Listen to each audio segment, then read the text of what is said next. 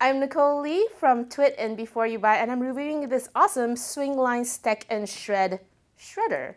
Now, the interesting thing about this shredder is you don't have to manually sit there and just manually feed the papers into the manual feeder. You could if you wanted to. Like, it has this nice opening here. You can put in like up to 5 pieces of paper. You can put credit cards in there. No DVDs or CD shredding though, so that's kind of a downside in that sense. But it can accommodate staples and paper clips, so that's pretty good as well.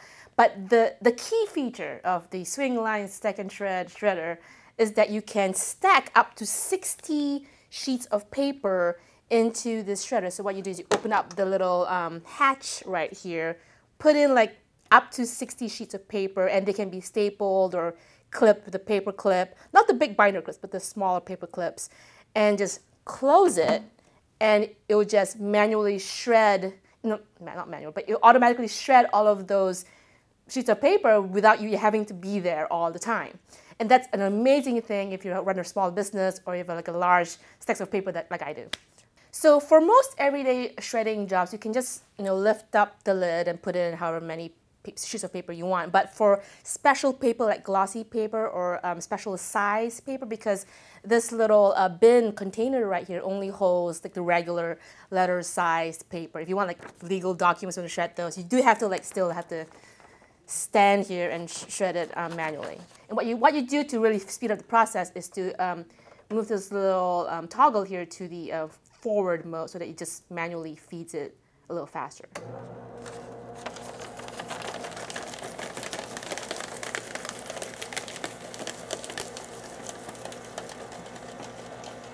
And to demonstrate the properties of the stack and shred, so you can just stack pieces of paper, here I have a stapled piece of paper, and we'll just shred the staple as if it was butter.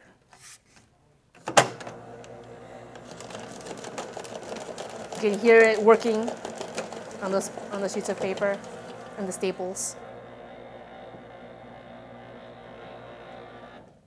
So that means it's done. And another really good thing about the shredder is that it shreds things with a crosscut shred. So this means it's really hard for identity thieves to put back your confidential pieces of paper just because it's all in all this criss-cut shape.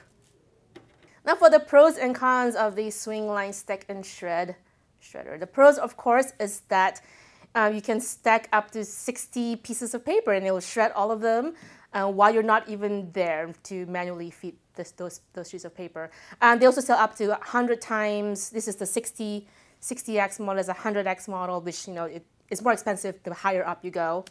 Another pro is that it's pretty quiet, as you can see. It's nice and quiet, not too loud and noisy. And another pro is that it accommodates credit cards as well as anything with paper clips or staples. A con of the Swingline Stack and Shred is that it doesn't shred DVDs or CDs, which might be a downside for some people.